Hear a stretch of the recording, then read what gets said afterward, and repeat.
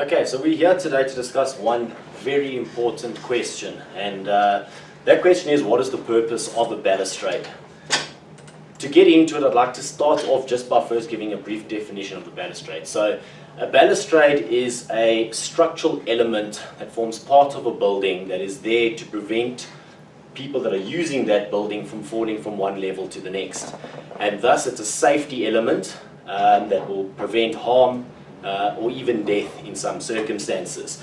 So over the last couple of years, we have had an increased number of incidents where there have been deaths and there have been serious accidents that have occurred due to a lot of companies, a lot of these unscrupulous balustrade companies, installing systems that do not meet your necessary compliance and do not meet your necessary safety standards. Just to name a few, I mean, unfortunately there was an incident in Umhlanga at the Gateway shopping mall where a 6-year-old kid fell between a gap of more than 20 centimeters between balustrades, and unfortunately that child did fall to his death.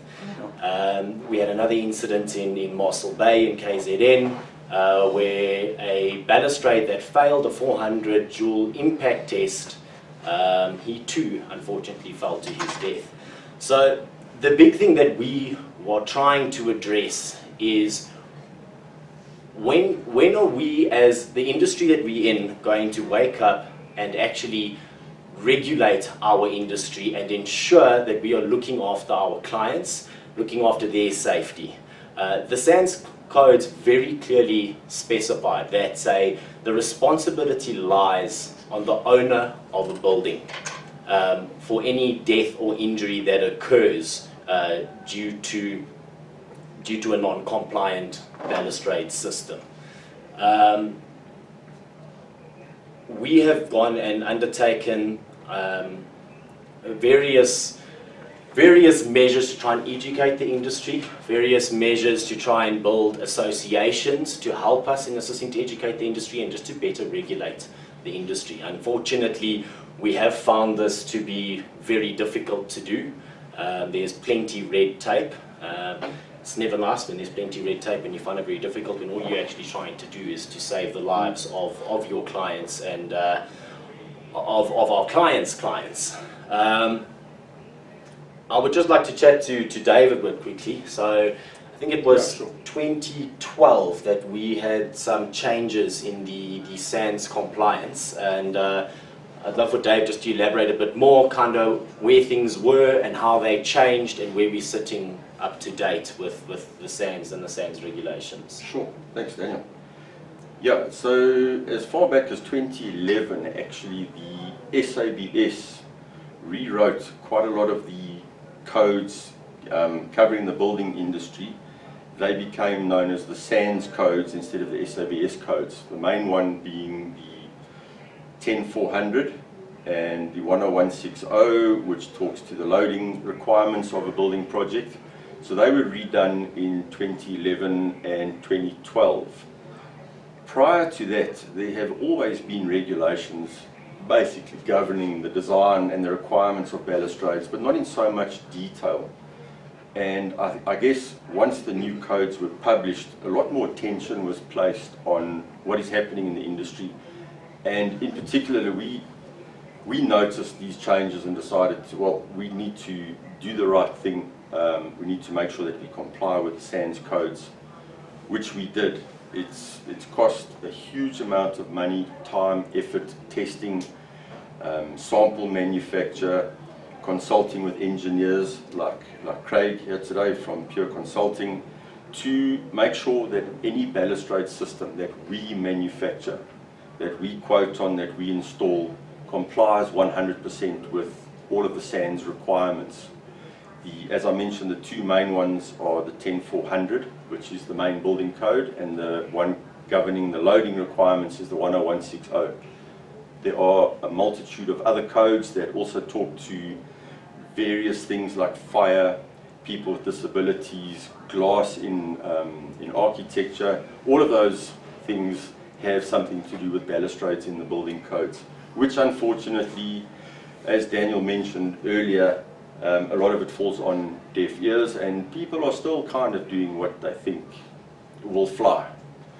So from a responsibility point of view, we have taken it upon ourselves to take the SANS building codes and all the regulations and make sure that our systems comply, as mentioned earlier.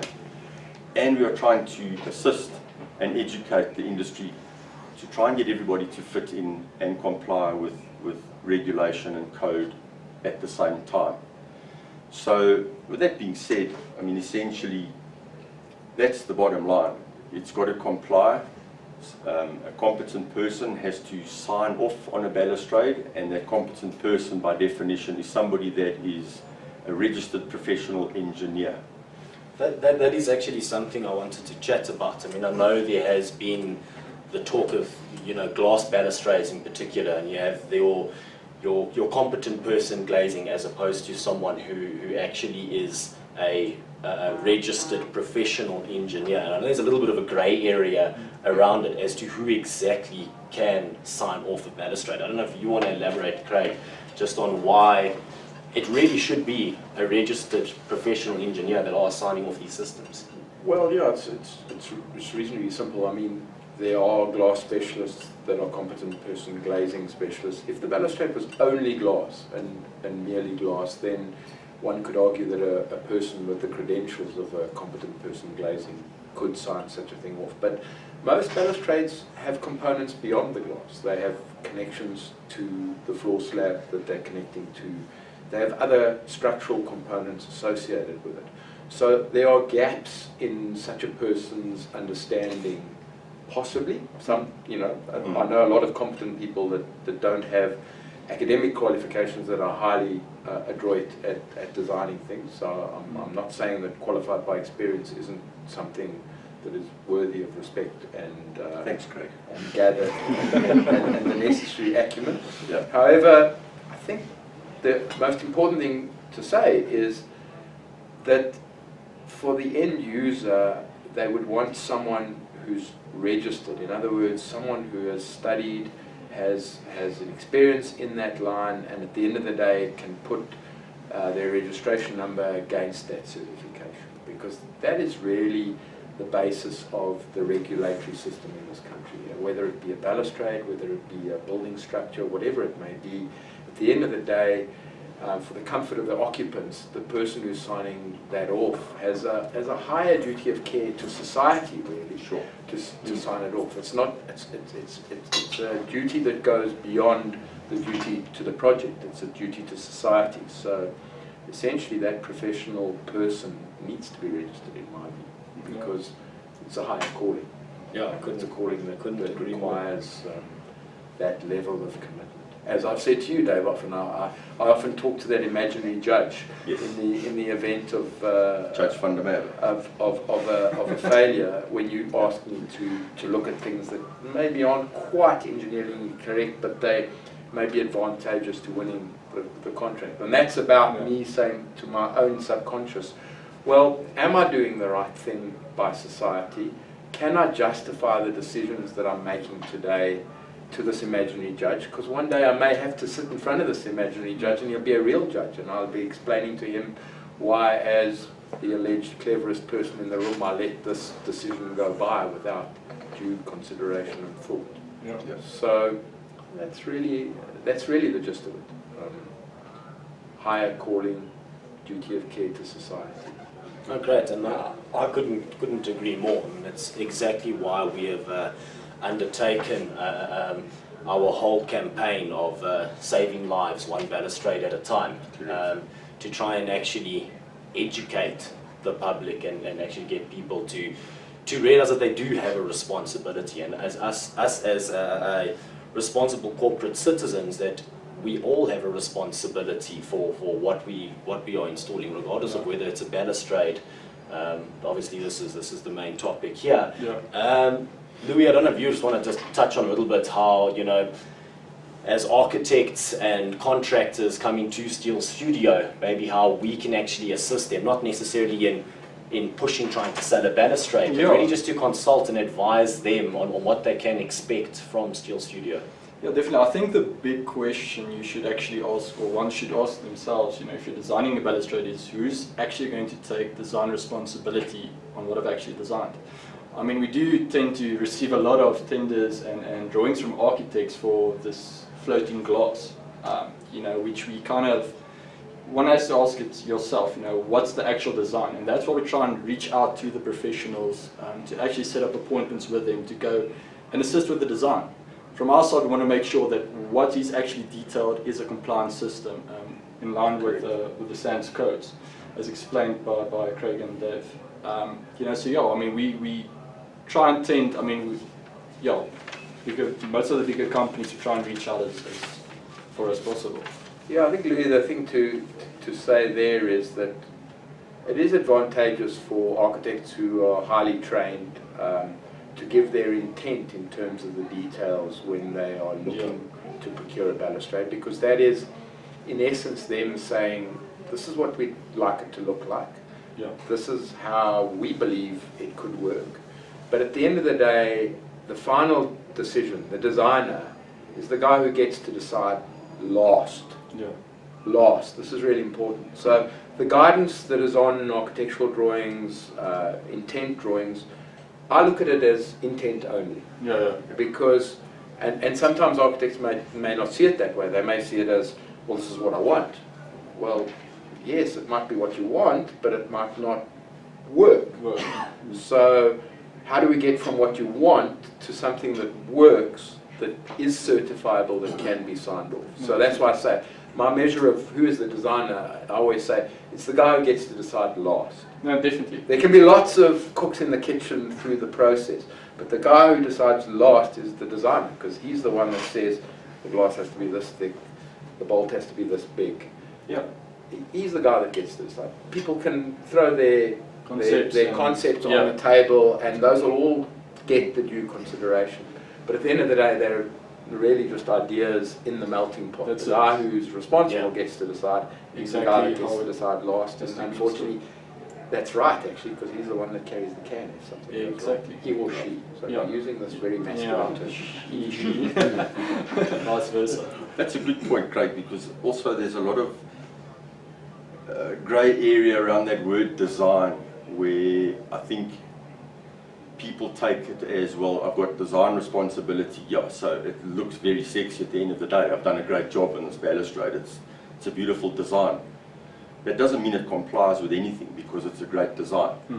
Correct. The definition of that word design, when it comes to doing a balustrade, should incorporate the engineering, the calculations, the testing, the sign-off, and ultimately the certification, which leads me on to the Form 3 documentation, which we all know is needed for occupancy, and It's a compliance requirement. it's a Yeah. compliance Regulation. requirement, and these days we don't notice many Form 3s getting issued by companies, whether it's a balustrade, a skylight, whatever the case is.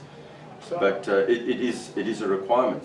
I think it's probably due to, having watched it happen and seen it in associated industries, it's probably a lack of understanding in the early conceptual side of the job as to who is responsible. So I think it's really important to, when an inquiry goes out, depending on whether the project is large or small, make it very clear that that inquiry, whoever's putting that inquiry out, whether it be just a builder looking for a quote, or whether it be a professional quantity surveyor putting out a tender, it's really important that that inquiry should say the word design, supply, and install. If the word design is missing from that inquiry, then by its very nature, it's a supply and install tender. So who is responsible for the design? Obviously the intent on the original drawings would be the responsibility. No. Sometimes those original drawings are devoid of any engineering, haven't been shown to the project engineer that is responsible for the balance of the components on the project, and therein lies the gap. Yeah. Okay, so yeah, I think the key thing is that word design, supply, and install. So design in this instance is the structural design of the balustrade. Is it strong enough? Is it stiff enough? Will it be fit for purpose to act as a barrier to stop people falling to their death? Yeah. or injury. Yeah. Going back to the design and just, I want to touch on a little bit just about the various tests. So I don't know if you guys want to just chat about the importance of these tests, obviously namely the soft body impact test, your line load, as well as your point load tests, and maybe we can just chat around the figures about those just so that anyone who's watching can maybe just be a little bit more knowledgeable about what sort of test the balustrade system does need to pass. Well, a bit more on that, and going back to one of the SANS codes I mentioned earlier, which is the 10160, that clearly defines what loading a balustrade has to comply with. But to go back one step, there are clear occupancy categories within the SANS regulations. Yes. So whether it's a residential category or an office or a fire escape or in a retail space, each one has its own category of test requirements that have to be undertaken for it to deem to pass or deem to satisfy. So if you look at table 10 or table 7, apologies, in the SANS codes on the 10160, it gives you a clear description of the occupancy category. So if it's a residential category, it then tells you that the line load, which is a distributed load over a meter of balustrade, has to be 0.5 kilonewton, plus a point load, which is the load that's applied on a 100 by 100 square element at any point on the balustrade and in any direction. That's 1 kilonewton. So that covers residential. So that's pretty light duty. Then as you go up in categories to retail, for example, that is a 1.5 kilonewton per linear meter line load, which is pretty big. And then all the way up to fire escape stairs and fire escape routes, which are 3 kilonewton per meter. So that's actually 6 times what the residential loading requirements are. So that excludes glass. That's purely the 2 physical What we would call tests. static load. Static loads. Static load. Correct. On glass, then it calls for the swing bag test, or a 400 joule soft body impact test, which is a 30 kilogram bag of sand swung from a predetermined and calculated height, and the glass may not break or come out of its frame. So if you have a glass balustrade system which incorporates steel members with glass panels, and it's going into a shopping centre, for example, it's got to have 3 tests done, which is the swing bag test on the glass, and it's got to have a line load test and a point load test. Now these we know are commonly not happening. So what we've noticed is, because it's a design and supply, and perhaps a tender document comes out with a design indemnity form that people sign with a flourish, and they're indemnifying the client, the owner, the developer, the main contractor, and they hope nothing ever happens and pray nothing ever goes wrong. But they are still not doing the required tests on the balustrade systems, which is a major issue. Yeah, I would agree, and I think one has to just look a little bit behind what is the reasons for those load levels at the various categories. Firstly, those categories exist from an occupancy point of view to govern rules pertaining not just to balustrades, to fire escape, to all sorts of things that the SANS regulations are linked to. So it's really just saying there's a category of risk called residential.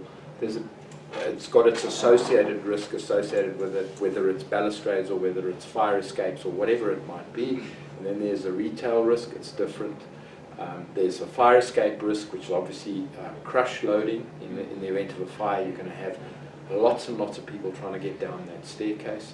So there's going to be people in a crush situation, much like a grandstand at a soccer game or a rugby game. And so those load levels, those static load levels that Dave spoke about earlier, those are really, they're actually, if you like, a sieving of international norms. They're a load event that is defined to give a reasonable sense of security that if that barrier can resist those kind of loads, it will be strong enough and stiff enough to do the job. So just to correct what you said earlier, those static loads we spoke about, the line load on the balustrade and the point load that you spoke about, And incidentally, 1 kilonewton is 100 kilograms. So for those of you who aren't engineers, we can go back to kilograms because that's a little bit easier. So to run through those again, just so that you understand, the Resi category, and Dave knows this better than me, so if I get it wrong, Dave, please correct me, is 0.5 kilonewtons a running meter line load on the balustrade. That would be 50 kilograms a running meter, or a bag of cement every meter. And then the 1 kilonewton is, of course, 100 kilograms applied over 100 by 100 millimeter block, anywhere and in any direction. Those forces you can demonstrate compliance to those without testing. Dave said testing. Yes, testing is one way to demonstrate compliance, but because they're static forces, you can, as a registered engineer or competent person, by calculation, demonstrate by reasonable calculation that the components in question can do that. So those kind of things can be done by calculation by an engineer. However, the other category that Dave touched on, that impact category with the energy, that's there to mimic someone uncontrollably maybe falling against a balustrade, someone tripping and falling against something in a dynamic sense. That's not a calculable thing. There's no engineering calculations that can calculate what that will do to the balustrade. The only way to demonstrate compliance with essentially what is energy is to test it. So that 400 joule thing, and the reason the regulation is quite emphatic that it needs to be tested on brittle materials, glass, is simply because glass is brittle. It's either there or it's not. It's not a ductile material like stainless steel or structural steel, which will, if overloaded, bend and bend a little bit more and give you lots of warning as it bends even more, and then eventually it will not even break, it will just sort of bend permanently. Glass is not like that. Glass is either there or it's gone. We've all seen the hijackers on the side of the roads bashing your side windows with a spark plug, and the glass is broken. That's toughened glass. It's a brittle material. So the intent of that 400 joule thing is about demonstrating to ourselves and to the public that balustrade in glass, because everyone wants a look more no hands balustrade, one that you can see through, that doesn't get in the way of your sight lines, that leaves you with a beautiful view. That is usually glass, but it's still a barrier, and it still has to do its job. So what happens if someone falls against that balustrade accidentally, or runs into it accidentally? Will it still be there to protect that person, or will that person fall to their death? So that's what the 400 joule thing is, and 400 joules is quite a lot of energy. To explain, that swing bag that is a leather bag with 30 kilograms of sand inside, well, we lift it up quite high in a pendulum stroke. We lift it up to, what's 2 odd meters. 2 odd meters, and then we let it go like a pendulum clock. And it impacts into the glass, and the glass has got to stay there. So that's important, and it can't be done by calculation. No, I think the important thing is that these are all things that we have taken on as Steel Studio to ensure that every single one of our balustrade systems go through this vigorous set of testing, and we have our engineers involved, and we take on that responsibility to actually ensure that we are installing a safe and compliant system. And it's the case where we have all these companies that are out there that aren't doing this, trying to educate and really just let everyone else know what actually goes into our systems and what should be going into every single system that is installed. I'd like to chat now just a little bit more focused onto some of your standard designs. The first thing to discuss is your air gaps. Louis, I don't know if you want to elaborate a bit on the air gaps on balustrades and what the air gaps are currently in the SANS codes. Yeah, look, the norm is usually at the residential application, you're looking at 100 mils air gaps, nothing bigger than 100 mils. That's the standard thing. If you've got a horizontal rail like the sample we've got here, or vice versa, even your vertical rail system, nowhere on a balustrade will there be any air gaps bigger than 100 millimeters. Yeah. I don't know if everyone will be able to see it here. So this is one of our fully SANS compliant systems that has gone through all of the tests that we have spoken about. As Louis just discussed now with the air gaps, In order to achieve, so a balustrade system needs to be a minimum of 1 meter high. So in order for us to achieve it on a standard rail system like this, we need 8 19 diameter rails. I know we see plenty other member sizes being used. 16 diameter, 12 diameter, I can tell you right now, does not pass your compliance. Exactly. Due to the permanent deformation As well, of these intermediate rails. Under those earlier forces we spoke about. Yes. Yeah, as well, while you're on the topic, I mean, there's a lot of systems that we've actually noticed as well. We've got a 7-rail system. I think the bigger part that people's also missing about the air gaps is, I mean, this also counts as an air gap on the balustrade system, which once you've got a 7-rail system, I mean, this turns out to be about 150 roundabout. I mean, that's just purely the calculations if you take it back. Too big. Yeah, it's too big, 150. I mean, it's on the system, so yeah. David, if you can just tell me, just in terms of, we base plate fix and core drill, Yes. just explain quickly exactly what that is, and maybe Sure. just talk about the depths of the core drilling. Yeah, I think, but besides the, you can take that out. Besides the number of rails and having your uprights engineered and your handrails engineered and all the calculations, all the testing done, key to the whole installation is how it's actually fixed, whether it's into a concrete floor or whatever substrate the balustrade's getting attached to, whether it's a bolting system, as Craig also covered a little bit earlier on.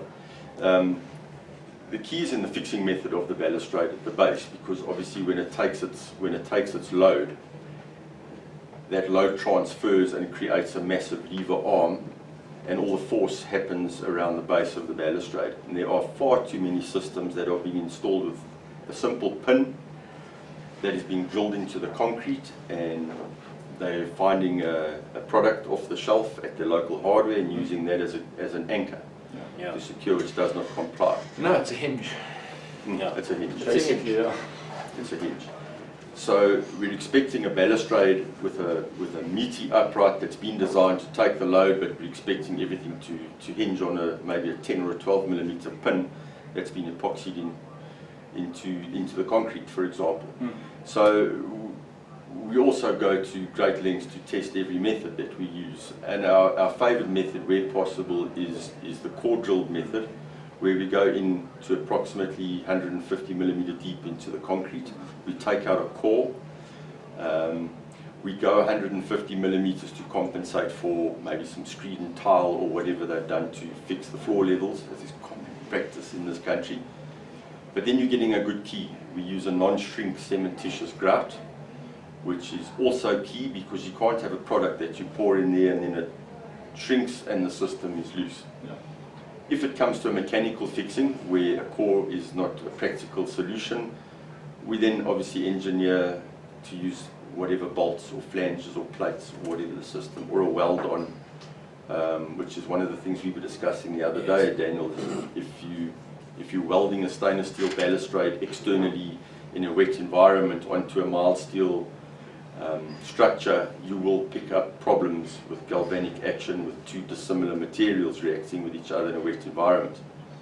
But that's probably a long topic for conversation for another day. But the fixing is key as well, very key. Yeah, and I thought I'd just touch on just also, we spoke now about the number of rails. I mean, you guys are seeing it all over the place. I mean, it's absolutely shocking to see how many 5-rail systems and 6-rail systems that you actually do see out there. Even 3-rail. Yeah. And the codes are very specific in terms of what those air gaps actually need to be. And it's shocking that people are actually still getting away with the stuff. And as I mentioned in the beginning, some of the horror stories that we have actually heard about it. And well, you've got to look at the intent of the regulation. It really is shocking. The intent of the regulation is that the occupant that may be an infant, who is not all that together yet in their lives, cannot distinguish danger from safety. And so the gap of 100 mils is there to protect that toddler, that infant that may fall through. Your earlier stories are all children that have been taken before their time. It's tragic. As I always say to you, how much money is a human life worth? Yeah. Can you put a price on a human life? 5 rails, 6 rails, 7 rails. Save 2 rails. Cost someone a life. That's not. That's how you need to look at things. Yeah, that's not ideal. I think another worrying factor on that, if I could cover it just quickly, is that a lot of companies that sell balustrade components, they are not fabricators or manufacturers themselves, but they have this whole catalogue and whole range of products that don't comply with any kind of test or regulation. But you can go in there with your shopping trolley, you can buy a whole range of products, walk out, and they'll happily let you go and install a balustrade yourself. So who carries the risk in that situation? The products haven't been designed. I mean, we've mentioned this before. It's like you're a company that manufactures bullets, and you'll happily sell to the whole market and say, well, I didn't know what they were going to be used for. I believe you have a liability in that whatever you're selling should be tested to some type of norm, and you should have a responsibility to the public and the consumer to say, what are you using it for? This is what it has been tested for. This is what it complies to. But that's not happening. No. And I think my lasting impression, having worked with you guys for a while now, is just how systemized you are about everything. That you know your business, you've been doing it a long time. You have various systems that are your go-to systems through the residential market into the commercial tender market. All of those systems are tried and tested. You have always considered regulatory things, you've considered the engineering, you've done the testing.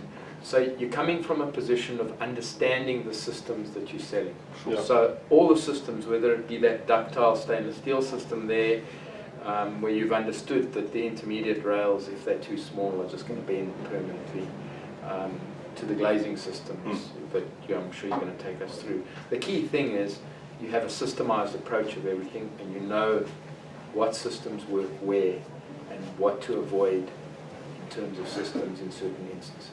And you won't put the wrong kind of system into an inappropriate application. Whereas if you're going to shop with your trolley, you're gonna make mistakes. Yeah. That's our mission. Thanks, Craig. Great.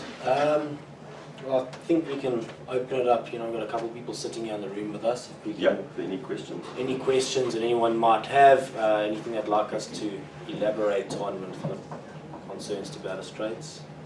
I think about the only concern that I've got with balustrades is site fix to slabs.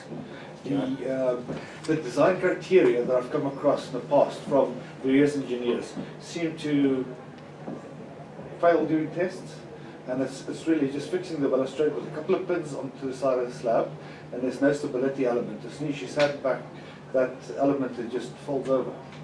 Well, it is something that we have actually been back and forth on a lot in the last recent months. We have broken plenty glass at our testing rig with the exact detail you're talking about. And I know Craig has been very involved in that entire process. So I don't know if you want to chat. Well, about Herman, you've touched on a chord, because that is probably the hardest balustrade to make work by calculation. Because slabs are generally quite thin. So, because the engineer doing the slabs is trying to make them thin. So when you fix to the side of something like that, and you're fixing into the slab with 2 point fixings, two things are happening. One, the point fixings are quite close together, because the slab's quite thin, and you have to work the point fixing down by an edge distance, because the bolt manufacturer will tell you that you can't put the bolt too close to the edge, because otherwise it might break out, or break off, or pull out. So we end up with a very small lever arm between the 2 pins, usually in the range of 100 millimeters. So just to keep the magnification thing simple, if you're pushing something from 1 meter height, and the magnification between the two is 0.1 of a meter, you've got a magnification on the force on that point of 10 times just to start with. 10 times. Then one has to understand that those point fixings are by their very nature a point. So it's not spread over the surface of the glass like, for example, a glass in a channel, which is spread over the full length of the channel, but it's localized stresses right at the point where that button's coming on. And the holes in the glass. And there's holes in the glass right where you're stressing the glass. So it is the worst engineering solution, and yet there's been many successful applications.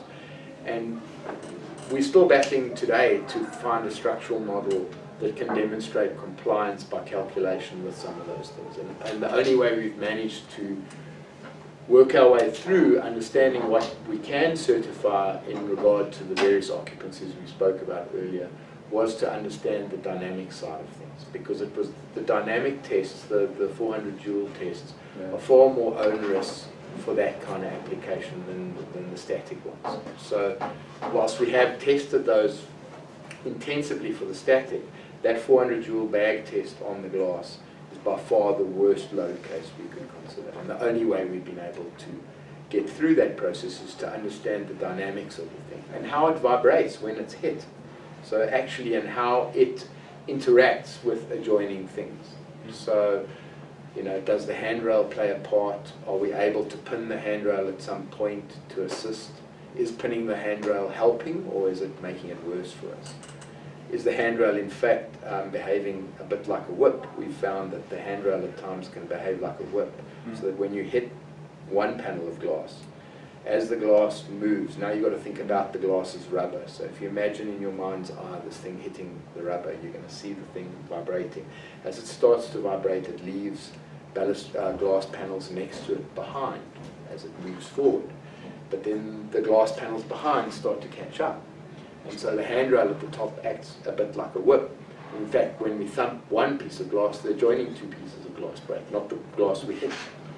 Because the handrail at the top whips the other direction and literally breaks those. So it is a tricky one, and it's had us flummoxed for some time. But the ones that we do certify have gone the test of time of testing with Steel Studio, and obviously glass thickness plays a very important role, and glass type. Sorry, can I just quickly interrupt? Can you please just repeat the question, just a summary of what he asked, so the viewers can actually hear what the question was after all So, that? as I understand it, correct me if I'm wrong, Herman, you asked to understand why you've had such anomalies with engineers signing off balustrades with point fixings, because in your experience, as soon as you impact them, they crush. They crush, and a lot of times during the design period, you first want to have that design, and due to its failure, you go for a normal top of slab in channel situation. Yes. And it's down to the actual main structural element of the building that's not designed to take this balustrade. And if you maybe have the information to make the slab with an upstand of some nature to give it depth. Yes, and I think also to understand that it's a point fixing, so the stresses are highly localized at the point, whereas a channel thing is distributed over a longer length. So one has to understand that without commercial pressure, you would just keep making the glass thick enough until it worked. But unfortunately in this country, we are a little bit of a backwater. It's a wonderful place to live, but we only make ordinary annealed glass between 3 millimeters thick and 12 millimeters thick in this country, and then we beneficiate that glass by either toughening it, which is a bit like a blacksmith toughens a horseshoe, by heating and quenching, similar process, makes it stronger, because the cooling effect at the surface of the glass generates a pre-compressive stress in the outer surface of the glass, which means, because glass is awful in tension, it can't carry any appreciable motion. So that pre-compression has to be overcome before the piece of glass breaks. So the side windows of your car are toughened glass. That's a safety glass, because when it breaks, the locked-in energy of that toughening process fragments the glass into lots of very tiny pieces, and those pieces have to remain small. But without commercial pressure, we just keep making the glass thick enough. But of course, that's an ideal world, because we're all competing in a commercial world. So it's finding that happy medium between beautiful looking and commercial, and that is our dilemma. With those point fixings, we battle. We're ending up going to thicker glasses than we make in this country, which means the raw material that we're using in the balustrade is imported at import rates, with duties, etc., etc., because we're ending up with glass thicknesses thicker than 12. But Craig, is there not a magical depth or spacing between the top and the second line of fixing and The across bigger the code? better. Bigger better. The bigger the better. But there must The be bigger a the better, nice but of course if you run out of slab. Some of the You basics. run out of slab, so then you've got to put a bracket below the slab to get that spacing between the buttons. And then you're bigger. increasing glass height in the process, so it becomes So Well, now that's you're it. chasing the Becomes So value. if you think about it, the meter that I spoke about and the buttons being at 100 centers, if the slab was 300 and you had to go 100 down and 100 up, you've got 100 cross centers between the pins at the bottom. The magnification between this and that, the local force at that pin is 10 times more than the force you're pushing. Now, if I could try and just answer it, a little bit of what you're looking for is that, I'm really going to the basics, looking on the residential side, is that every panel needs 4 standoffs per panel. Your general standoff placing, you look at 100 from center to center on those. It definitely requires a top rail, and the last thing I think is important to acknowledge, that at any point that you can actually terminate that top rail, whether it's into a wall or returning it back down to the floor, it needs to be done. Those really are just the basics of it. Obviously, depending on how thick your slab is and the exact application of the balustrade, those numbers will vary. But I think that's a basic guideline that you need to look for a compliant side fix balustrade. And of course, residential wise, 12 millimeter 12 millimeter safety toughened. glass. So minimum. Because I have seen 10 mil in with 2 standoffs and no top rail and all sorts of things out there, and it's just so dangerous. yeah, the top rail helps a lot. I've just got a question here from Jeff. And Jeff is saying, with regards to glass balustrades, is a stainless steel capping rail regulation, or is it still possible to have a frameless glass balustrade? Do you want to answer that, Dave? Yes, it is possible. Thanks for the question, Jeff.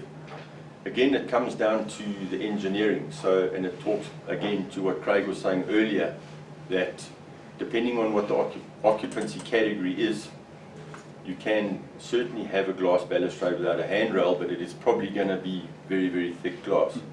If the glass is planted in a channel, in a continuous channel that Craig was referring to, where the glass is grouted in, it's continuous, then you do get some load transfer.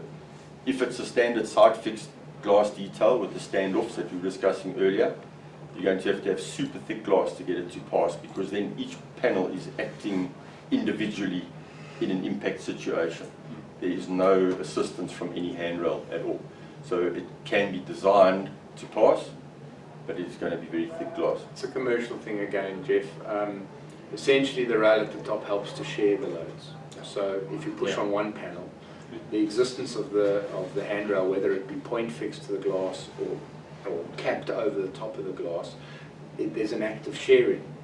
So if you push on one panel, by virtue of the stiffness of the rail, it's sharing with its mates on either side.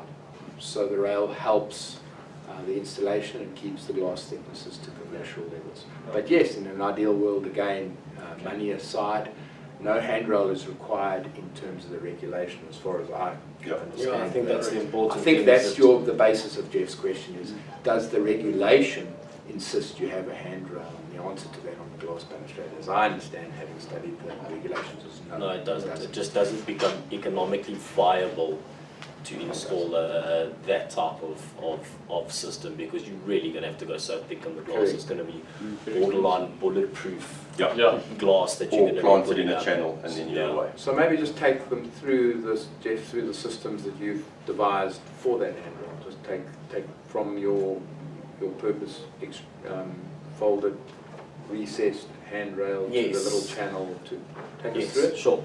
So, I mean, there's various, I mean, when we get to the commercial side, I mean, often some of the details can get very customized with all sorts of weird and wonderful things that architects want us to do.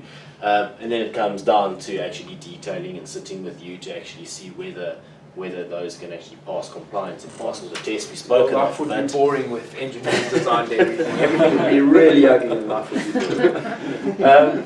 But if we look at our some of our systems, so we got the 31 by 31 concave. I don't know if we can get that in the picture at all. Grab it.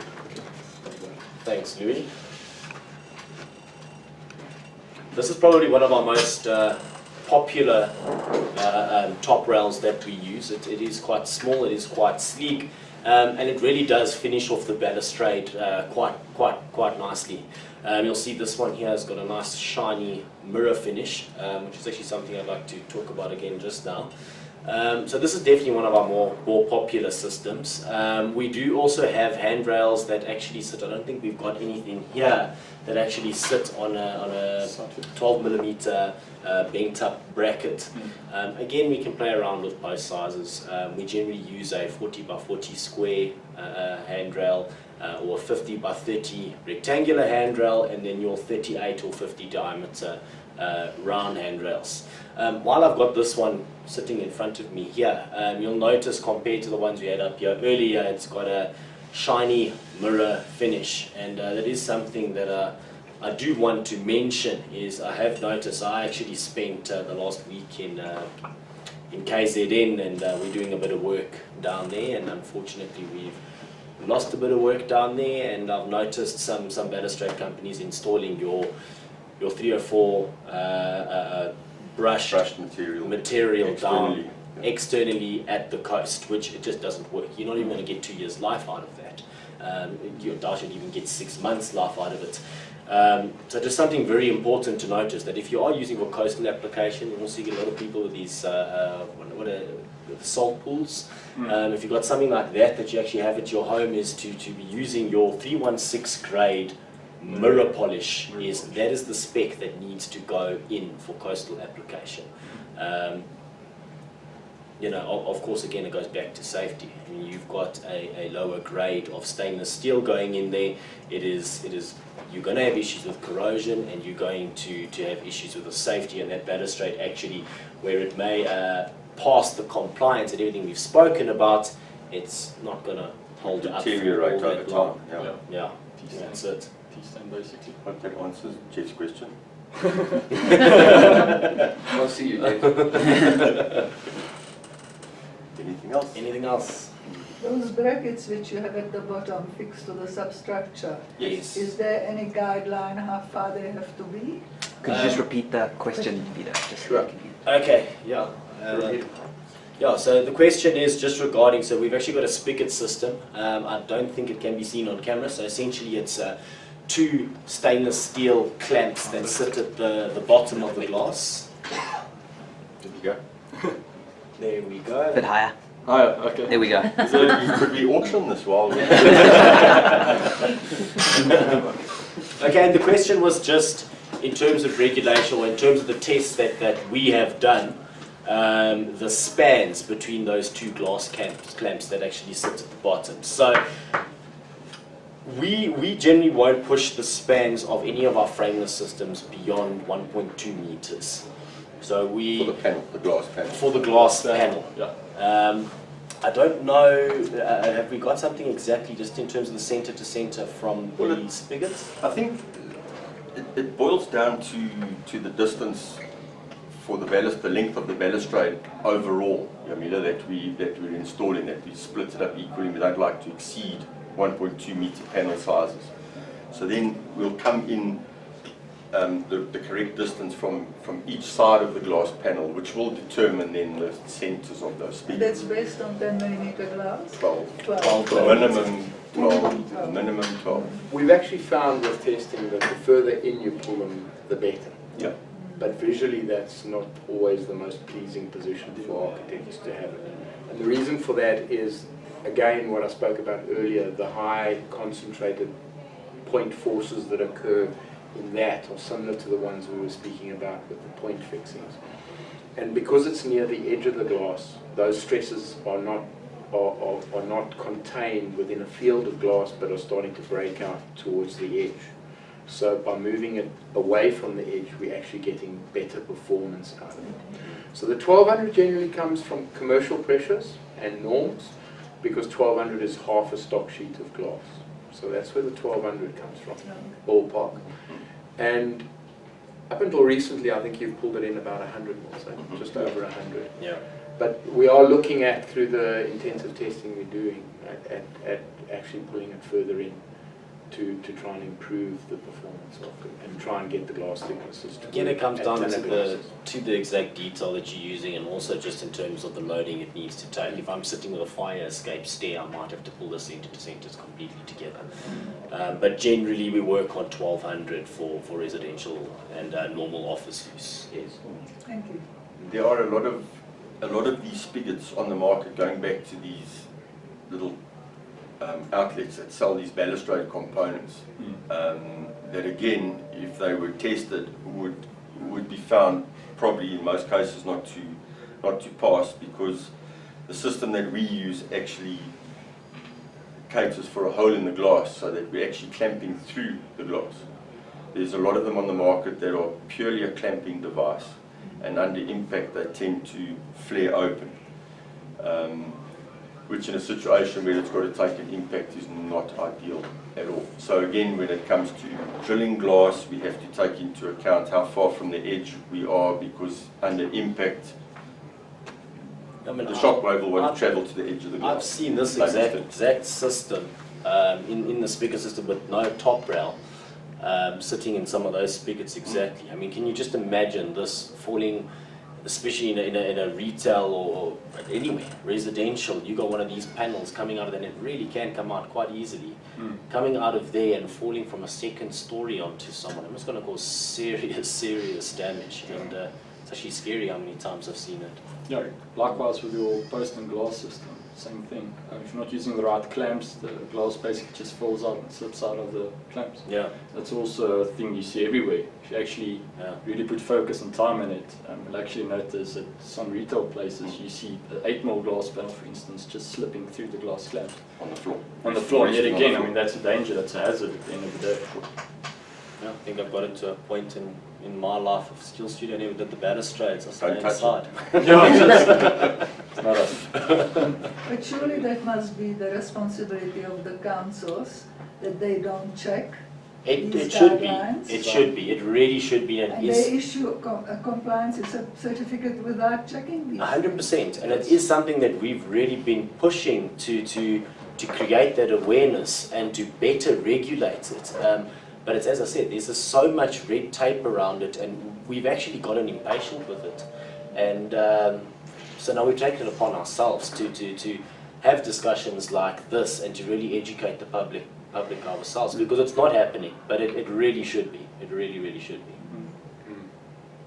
Well, I think you should also educate the people who are in industry who are providing the systems, because I think that's the major issue. Yes, It is huge. It's huge, and it is something we are trying to do. It is something we are really trying to do. I mean, if we can, not just the other balustrade companies, you know, obviously being competitors, it gets can get a little bit sensitive at times. But the best thing that we want to try and do is try and educate the architects, to try and educate the contractors, to educate the QSs, so they can actually scrutinize these other balustrade companies to a point where they are not going to be getting those orders and not going to be getting work for non-compliant, dangerous systems. And yeah, it's, as I said, it's an uphill battle, but it is something we are definitely trying to do, and something that we are advocating hard for. But I believe that it's actually the architect and the professional team's responsibility to look at the basic specification and make sure that it's properly interrogated with the installer, and that it's double checked by a peer engineer to make sure that it complies, and that your client is fully aware of what this balustrade does and what would happen to it if it is impacted, whether it would disappear or not. We've had clients in the past that have been quite acceptant of just a toughened solution. Others insist on a toughened lamp, simply because they realize that there is a danger. If the glass is damaged, it will disappear completely. Yes. If at least there's an element that remains in place, it might protect somebody for a little bit longer before it fully falls out. Yes. Yeah, unfortunately not all professionals are as attuned to the problem as you are. So I see it all the time in the inquiries that come through. because Steel Studio is a competitive organisation, so they're answering inquiries all the time. And their level of inquiries is astronomically bad to a large extent.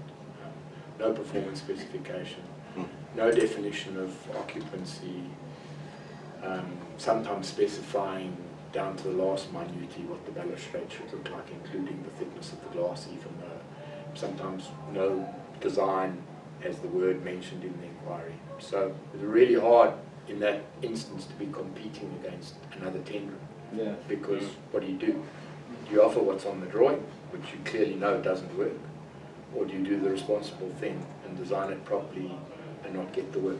But at the end of the day, as you said earlier, it's down to the wording of the actual inquiry. Design, supply and install.